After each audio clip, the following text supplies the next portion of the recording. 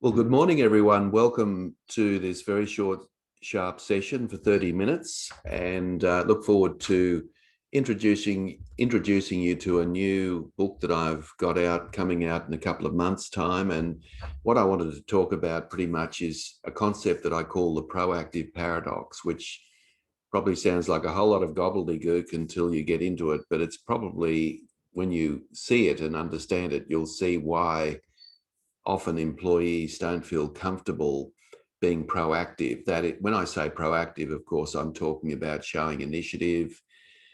I'm talking about independent judgment. I'm talking about basically doing things without consulting with the manager. Now, of course, you don't want people to be just running off doing their own things. So there's got to be a balance between following systems and processes and actually showing independent judgment. So I'll talk about that today. So I will share my slides. And of course, as I always do, you'll get a copy of the slides. You'll also get a copy of the recording at the end of this. So it'll give you a chance to go through those slides, but it's a very short, sharp session. So let me just put up my slides.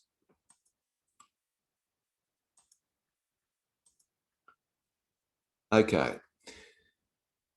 So the question I'm posing for you today is, why are employees so reactive? And I see this across the 21 industries I work with, that employees are often not willing to back themselves and make independent judgment calls at different times. Now, this is obviously a problem, because what it does, it means that the team member is relying too much on the manager to give them some sense of what they should be doing.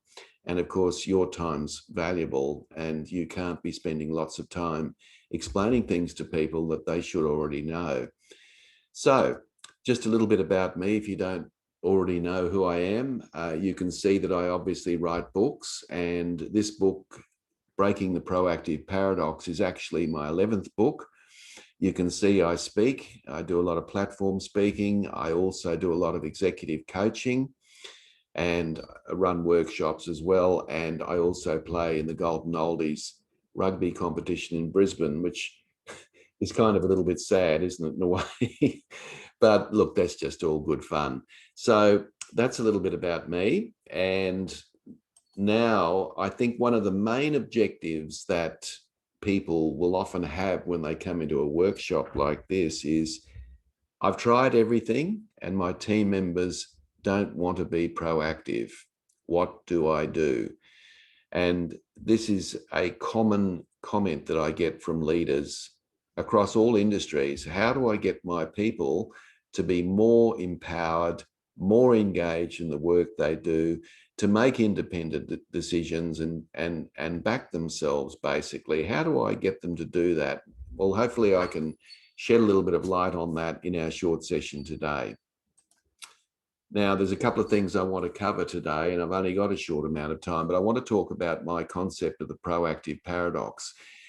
This may well explain why some of your people are less proactive than you'd like them to be. I will just touch on very briefly the 4 strategies for breaking this paradox. Now, the next webinar, and you might be aware that I have a webinar every Friday, and you're more than welcome to attend next week, because what I intend to do next week is to talk in more general terms, or more specific terms, I should say, about the 4 strategies for breaking the proactive paradox. But at least today, I will give you an introduction to what they are.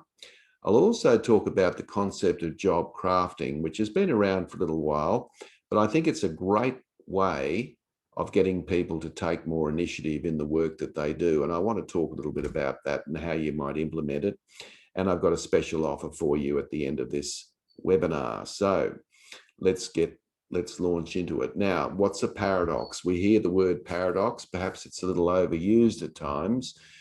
But a paradox, a good example of a paradox is the old chicken and the egg arrangement. That is, what comes first, the chicken or the egg? That's a paradox. You know, where does it start? Where does it finish? Is it the egg or is it the chicken? And so when you look at the proactive paradox, it's very much around this whole notion of who has to show initiative. Is it the manager that's got to encourage it? or is it the employee who's got to jump in and do it? Of course, it's a bit of both, but the question is, how do we get to that point? Okay, so let me share with you what the paradox looks like.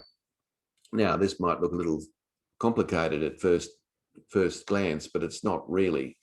So how this works is pretty simple. So what happens is, let's assume that you're a leader of a team. You've just taken over a new team. And I dare say that most of you would want your employees or team members to show initiative. So you actually, coming into this new arrangement, you actually want people to show their independent judgment. Okay, so you have that intention in mind. But the other point is that your team members probably also want to show their initiative or independent judgment. So they're on the same page. So you want your people to show independent judgment, and they want to show independent judgment. So basically, we're all on the same page to start with. And then what happens is that you as a leader, perhaps you make an announcement at a team meeting and you let people know, because maybe you've come to a workshop or maybe you've been inspired from what I've said today, and you say to your people, I want you to show more independent judgment.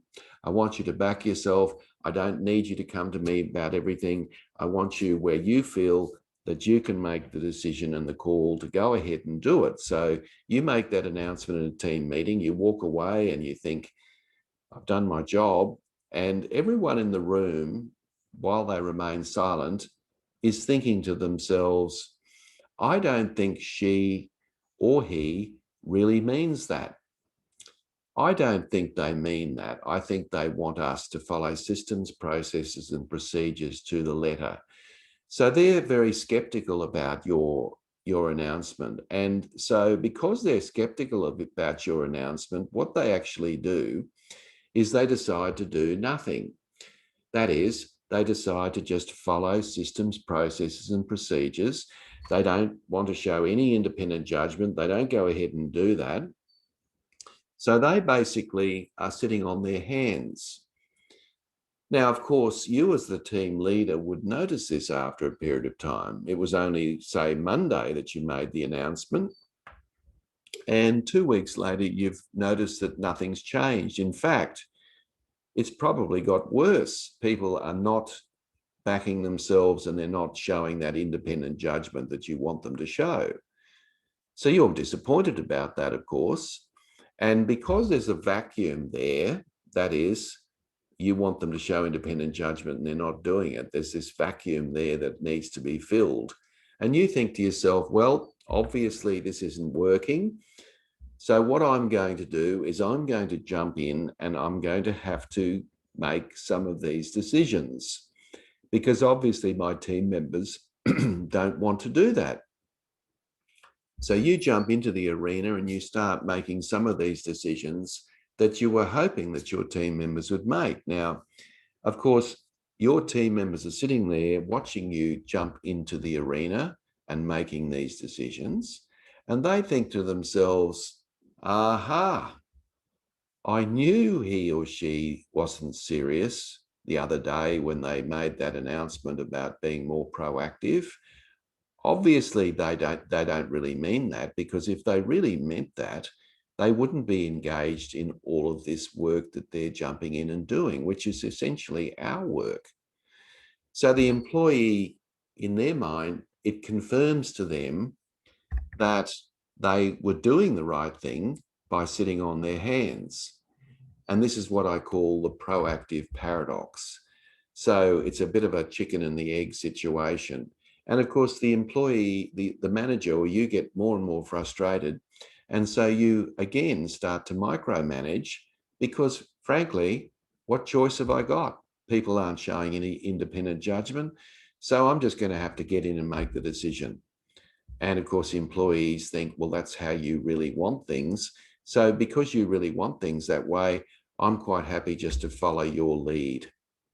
So this happens across all industries. I get to work across 21 industries, and I find that this is very, very real. And of course, it's a communication issue more than anything else. And so let's have a look and break it down a little further and try and understand it a little more. So there are actually three stages to this paradox. So the first stage, that's right at the beginning, is a stage where there's complete alignment. That is, you want people to show independent judgment and they want to show independent judgment. So basically everybody's on the same page at the beginning of this paradox. But then what happens, of course, is there's skepticism. That is, the team members are not convinced that you really want them to show their initiative. So what they do is they don't do that because they don't think you really mean it, even though you have made that point very clear in your team meeting. You see, so when they notice that because they're sitting on their hands and you're jumping in doing what needs to be done, and you can justify that in your own mind, you justify it on the basis that if my employees aren't showing independent judgment, I'm going to have to jump in and do it. But then the final stage of that is its confirmation in the minds of the team members that you really don't want us to show our independent judgment. So we were right in our initial skepticism, and you've just confirmed that by the fact that you're now micromanaging us. That's how it works. It's as simple as that. But of course, it leads to a lot of frustration. And it's not just frustration from your point of view as a team leader. Of course, you're going to be frustrated because you obviously want people to display their initiative. You want that, of course. It's going to be helpful for you. It's going to be helpful for the team. It's going to help getting the product or the service out the door. So you're frustrated, but don't forget the employee is also frustrated. So the team member's sitting there perhaps thinking, I'd like to exercise more autonomy in my role, but I don't think my leader really wants me to do that. So if my leader doesn't want me to do that, that's very frustrating because that's why I came to work here. I wanted to exercise more autonomy. So what it leads to is the emotion of frustration on the part of both the leader and the team member. Now, the question then is, I guess, how do we break this paradox? What are the things that we need to do to allow this paradox to be broken? Well, there's 4 strategies I talk about in my book. And as I said, next week, I'm going into these in much more detail. But today, I think I owe it to you to give you some sense of how this paradox can be broken. So you can see that there are 4 strategies that I identify. Now, each of those strategies have a particular emphasis, and I've tried to make that clear just by how I label them. So we've got shared purpose, and I guess in a lot of cases, if leaders are very clear about the purpose that they want, they're very clear about what their team is attempting to do, and they communicate that clearly, what it does in a sense is it gives people some confidence of what to do or what not to do. And so when a leader is a bit wishy-washy about what they expect in their team, that's not going to help the paradox. In fact, it's going to make it worse. So that's one strategy. Now, another strategy is boundary management, and that is where the manager is absolutely crystal clear about the areas, the actual areas where I want you to show initiative. So they actually spell those areas out, not just saying, I want you to display your initiative, but the manager actually identifies what those areas look like. So in what circumstances do we expect you to be autonomous? But on the other hand, the leader also explains where they don't want the team member to act with initiative. In other words, they want people to follow the system, process, and procedure in the business. So boundary management is all around clarifying specifically those areas that require initiative and also those areas that do not require initiative, so that the team members have a sense of psychological safety around where they can show their initiative. The third area is information exchange, and this is where the employee and the manager work together to develop a particular approach. So, for example, if you're putting together a strategic plan or you're putting together a team values charter or something like that, what you'd be doing is working with the employee so that there'd be complete alignment between your view of the world and their view of the world. And if there's complete alignment, then of course you can feel confident that the individual will know when to show initiative, and they'll feel confident knowing when to do that as well. Now, the fourth one is a very interesting one, because this works well in bureaucratic organisations or military organisations. Proactive accountability is an interesting one. What it really is about is where the manager says to the employees, you can show initiative. There are circumstances in our business where you should back yourself, but understand this, that if you do show initiative, you are completely accountable for the outcomes of that initiative. So in other words, if it goes pear-shaped, basically you're in the firing line. So we recognize that, for example, in a bureaucratic organization, it's probably likely that most employees will be system-based. They'll be following processes and procedures, and there'll be no shortage of explanation around how those systems should be done. But every now and again, there is a need for people to show initiative. So, for example, if there's some sort of a harassment or bullying, or if there is perhaps unethical behaviour, then you would be expecting that employees would report that. Now, of course, the idea is that what number 4 does, really, the fourth one there, proactive accountability, it is actually designed to minimise proactive behaviour to certain circumstances, but nevertheless, those circumstances do require some initiative. So the last one there would be used in a public sector organisation, which is very rule-bound and very system-based. So they're the 4 strategies. Now, obviously, I'll go through those in much more detail next week and give you a sense of what they look like and give you some examples. I would say this, that if you look at this proactive framework, you can get some sense of how it works.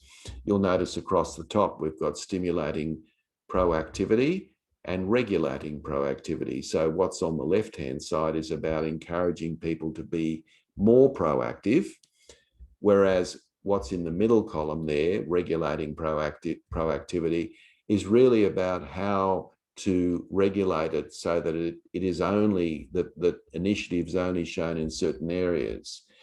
And then over on the right-hand side, you'll notice that one of the top line is manager initiated, whereas the bottom line is employee initiated.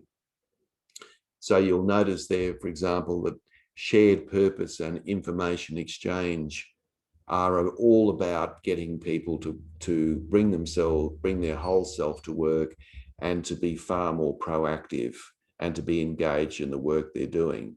Whereas boundary management and proactive accountability are a little more around putting some constraints around where proactivity should occur and where it, of course, shouldn't occur.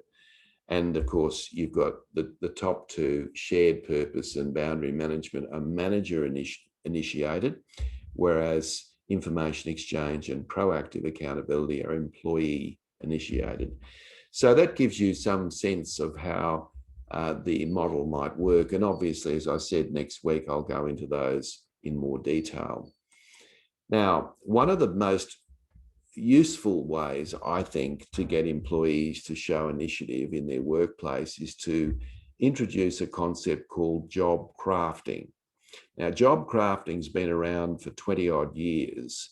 It's had a very slow start, but during the pandemic, we have seen a lot of people job craft. Now, job crafting simply means, it's a very simple concept. It simply means that when people get a job description, what you do is you craft the job to suit your strengths and preferences.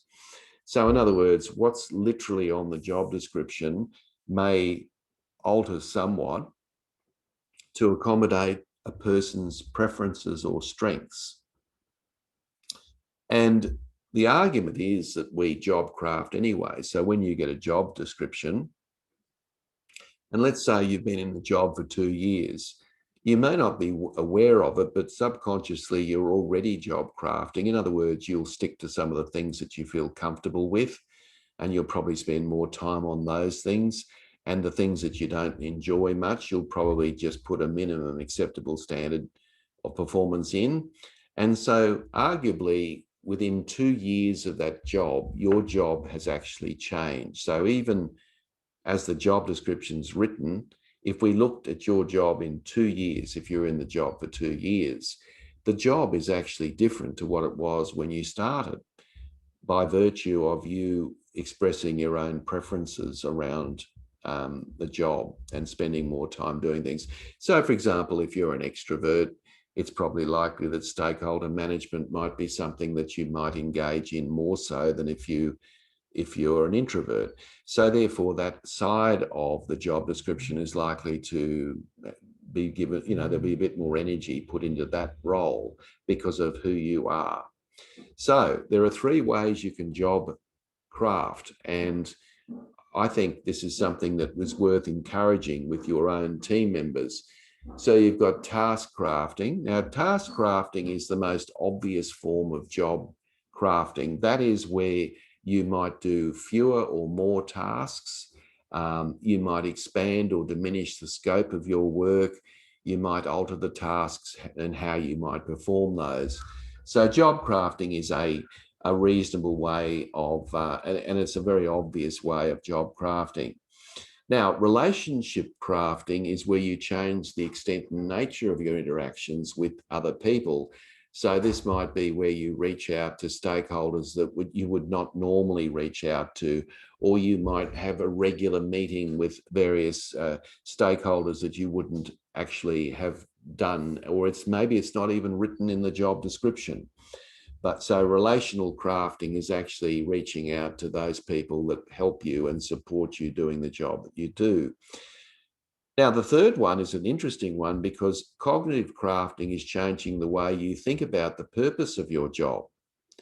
So, for example, a person working at the reception area of a large hotel could view their job as an administrative job, or they could view it as a job of customer focus. In other words, they can help the person settle into their motel room. That's a completely different type of thinking about the job.